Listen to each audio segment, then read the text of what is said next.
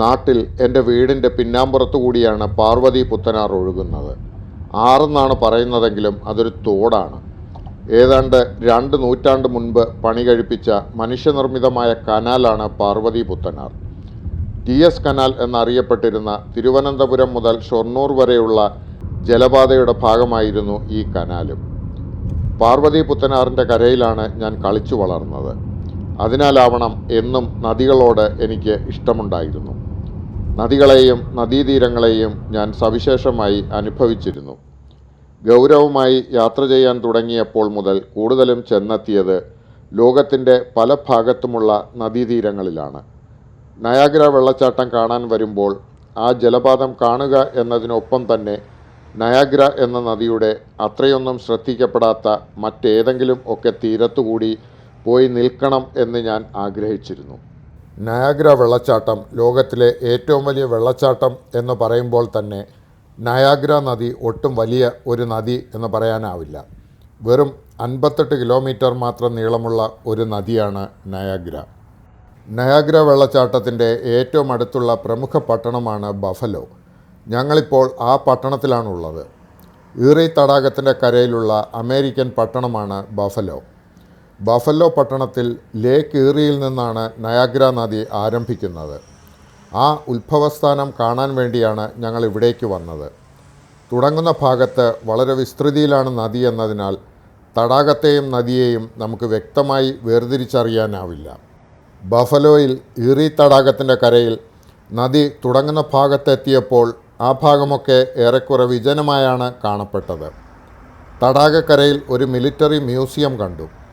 ഇത്തരത്തിൽ അമേരിക്കയിലെ വലുതും ചെറുതുമായ എല്ലാ പട്ടണത്തിലും പട്ടാളവുമായി ബന്ധപ്പെട്ട മ്യൂസിയമോ സ്മാരകമോ ഒക്കെ കാണും.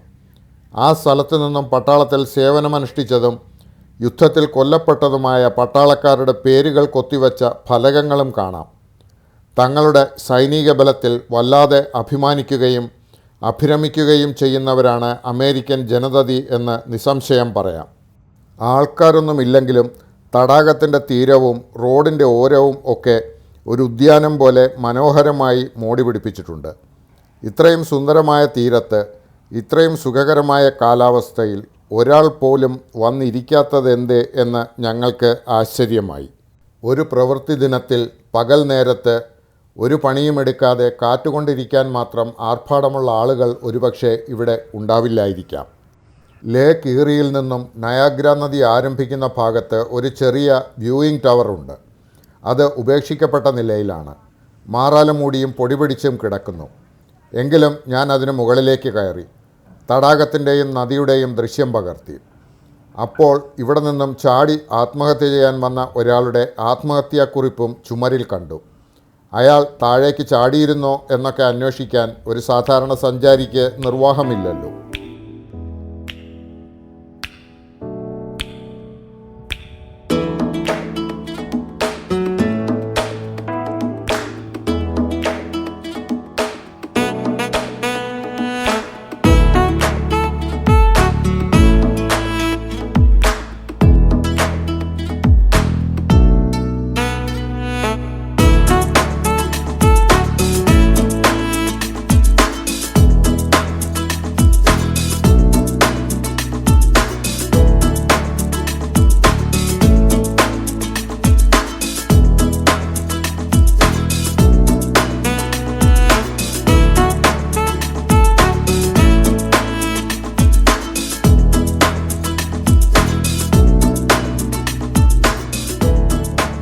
ബഫലോയിൽ ഈറി തടാകത്തിൽ നിന്നും ആരംഭിക്കുന്ന നയാഗ്ര നദി അവസാനിക്കുന്നത് ഏതാണ്ട് 58 കിലോമീറ്ററുകൾക്കപ്പുറം വടക്കുമാറി ഒൻറ്റാറിയോ തടാകത്തിലാണ്.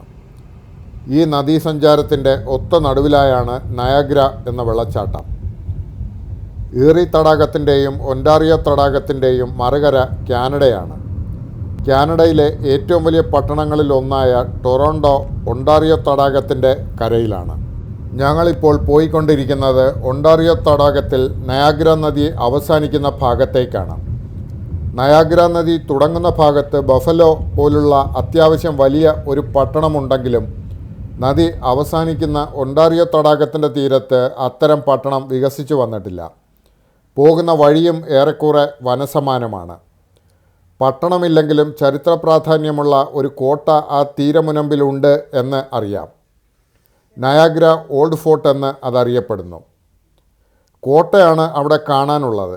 പക്ഷേ ഭൂപ്രകൃതിയിലും ഭൂമിശാസ്ത്രത്തിലും താൽപ്പര്യമുള്ള ഒരാൾക്ക് കൂടുതൽ കൗതുകകരമായി അനുഭവപ്പെടുക ലോകപ്രശസ്തമായ ഒരു നദി അവസാനിക്കുന്ന ഇടമാണ് അവിടം എന്നതാവും.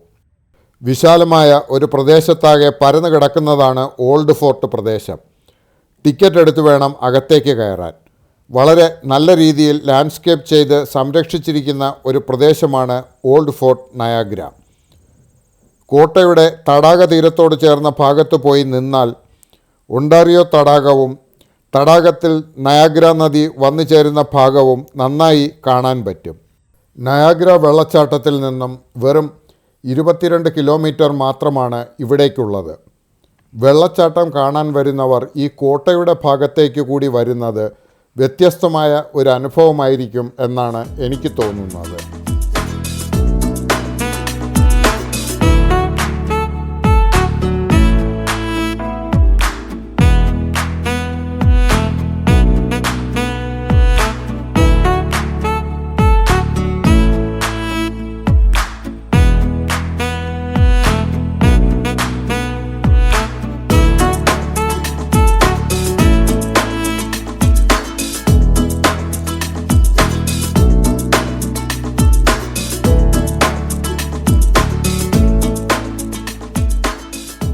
യൂറോപ്പിൽ നിന്നുള്ള അധിനിവേശമുണ്ടാവുന്ന കാലത്തോടെയാണ് ഉത്തര അമേരിക്കയ്ക്ക് ചരിത്രമുണ്ടാവുന്നത് എന്നാണല്ലോ പൊതുവെ പറയുക.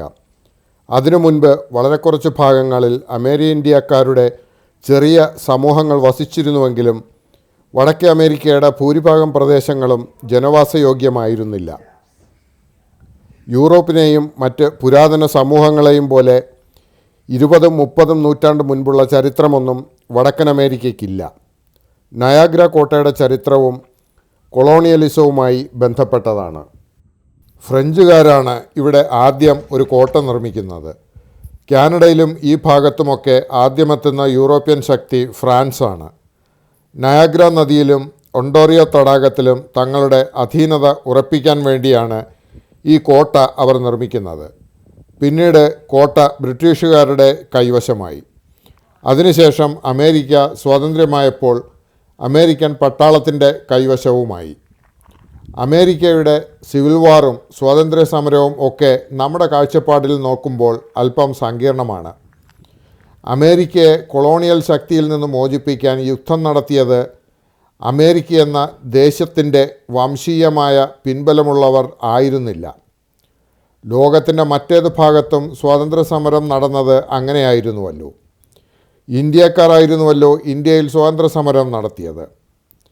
അമേരിക്കയിൽ കൊളോണിയലിസത്തിനെതിരെ യുദ്ധം ചെയ്തത് കുറച്ചുകൂടി മുൻപേ അമേരിക്കയിലെത്തിയ യൂറോപ്യന്മാർ തന്നെയാണ്. അമേരിക്കയുടെ ആദ്യത്തെ പ്രസിഡൻറ്റും സ്വാതന്ത്ര്യ സമര പോരാളിയും ആയിരുന്ന ജോർജ് വാഷിങ്ടൻ്റെ പൂർവികർ ഇംഗ്ലണ്ടിൽ നിന്നുള്ളവരായിരുന്നു. അതിനാൽ തന്നെ ബ്രിട്ടീഷ് കൊളോണിയലിസത്തിൽ നിന്നും അമേരിക്കയെ മോചിപ്പിച്ചത് വാഷിങ്ടൻ്റെ നേതൃത്വത്തിലാണ് എന്ന് പറയുന്നതിൽ ഒരു കൗതുകമുണ്ട്. ഇപ്പോൾ പ്രസിഡന്റ് ട്രംപ് തൻ്റെ കടുത്ത കുടിയേറ്റ നിയമങ്ങൾ കൊണ്ടുവരുമ്പോൾ അദ്ദേഹത്തിൻ്റെ പിതാമഹന്മാരും കുടിയേറ്റക്കാരാണ് എന്ന് ചിലർ എതിരു പറയുന്നത് കാണാം. അതിൽ വലിയ കാര്യമില്ല. കഴിഞ്ഞ ഒരു 5-6 നൂറ്റാണ്ടിനുള്ളിൽ കുടിയേറിയെത്തിയതാണ് ഇന്ന് അമേരിക്കയിലുള്ള എല്ലാവരും. വംശീയമായി ഈ പ്രദേശത്തെ ചരിത്രാതീത കാലം മുതലുള്ള ജനസമൂഹം എന്ന് പറയാവുന്ന റെഡ് ഇന്ത്യക്കാർ ഇന്ന് ചിത്രത്തിൽ എവിടെയുമില്ല.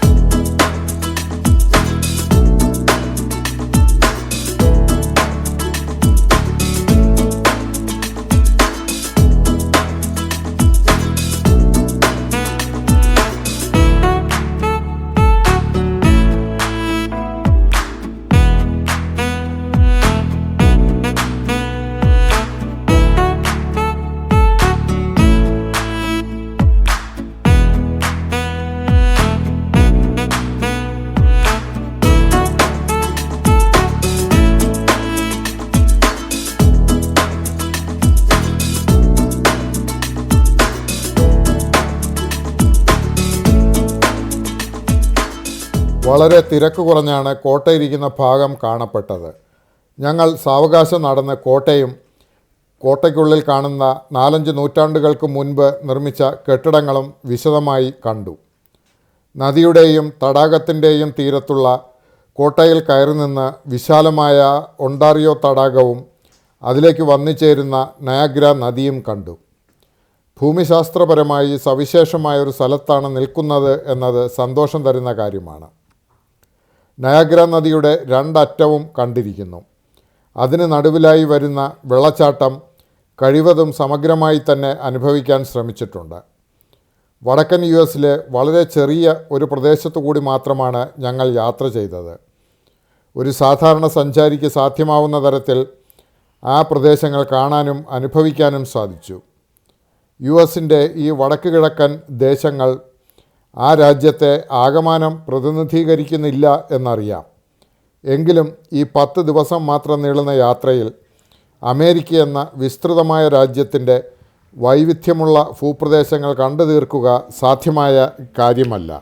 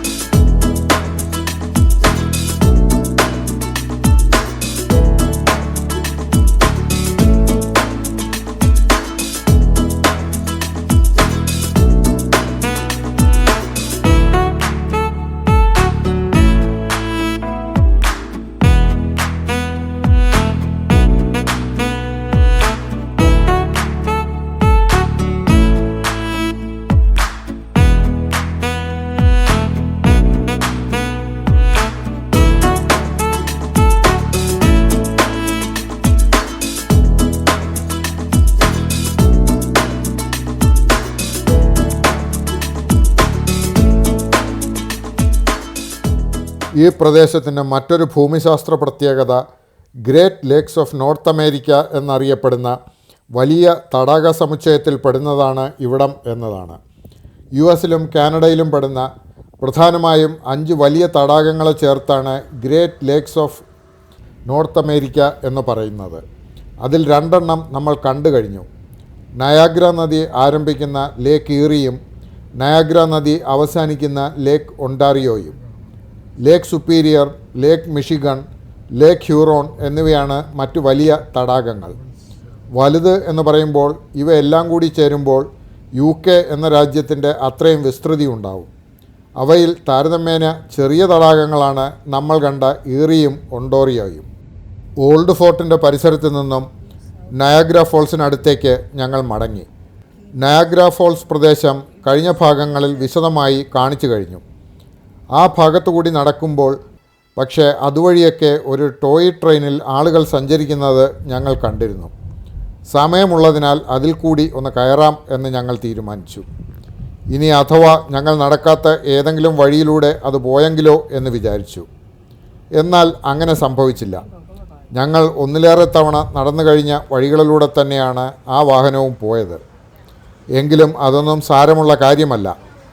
എത്ര തവണ വേണമെങ്കിലും കാണാം. കാരണം ജീവിതത്തിൽ ഇനി ഒരിക്കൽ കൂടി ഇവിടേക്ക് വരികയുണ്ടാവില്ലല്ലോ.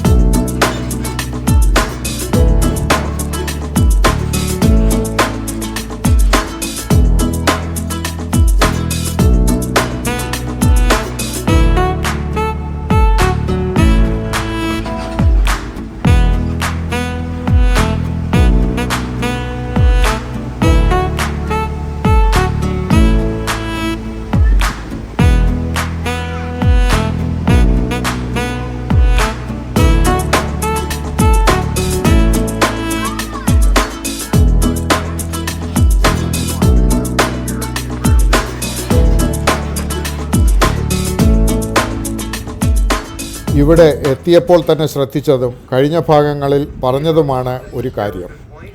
നയാഗ്ര ഫാൾസ് ഉള്ള കുറച്ച് ഭാഗത്ത് ടൂറിസ്റ്റുകളുടെ തിരക്കുണ്ടെങ്കിലും അല്പം മാറിക്കഴിഞ്ഞാൽ വളരെ ഗ്രാമീണവും ലളിതസുന്ദരമാണ് നയാഗ്ര എന്ന ദേശം. ഞങ്ങളുടെ ഹോട്ടലിരിക്കുന്ന ഇടമൊക്കെ ആശ്ചര്യപ്പെടുത്തും വിധം പ്രശാന്തമാണ്. ടോയ് ട്രെയിനിലെ കറക്കമൊക്കെ കഴിഞ്ഞ് മുറിയിലെത്തി കുളിച്ച് ഫ്രഷായതിനു ശേഷം ഞങ്ങൾ പതുക്കെ നയാഗ്ര നദിക്കരയിലേക്ക് നടന്നു.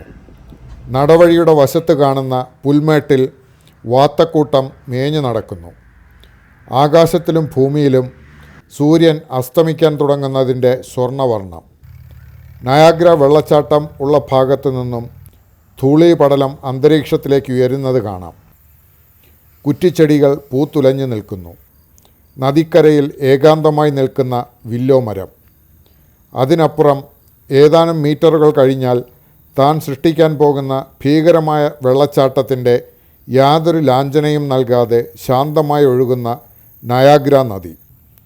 ഇളം തണുപ്പുള്ള ഈ സന്ധ്യാനേരത്ത് പൂക്കൾ വിരിഞ്ഞു നിൽക്കുന്ന തീരത്ത് പ്രശാന്തമായി ഒഴുകുന്ന നദിയും നോക്കിയിരിക്കുമ്പോൾ സ്വർഗം അടുത്തെവിടെയോ ഉണ്ടെന്ന് തോന്നി.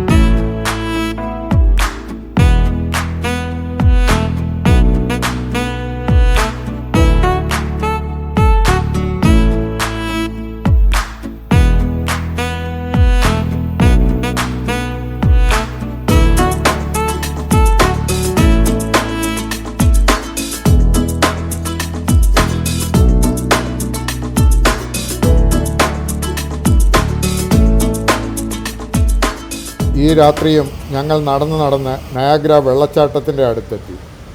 ഇന്നലത്തെ കരിമരുന്ന് പ്രയോഗം കഴിഞ്ഞ ഭാഗത്ത് കാണിച്ചതാണ്. ഞങ്ങൾ എത്തുമ്പോൾ ഇപ്പോഴും അതിനുള്ള സമയമായിരുന്നു.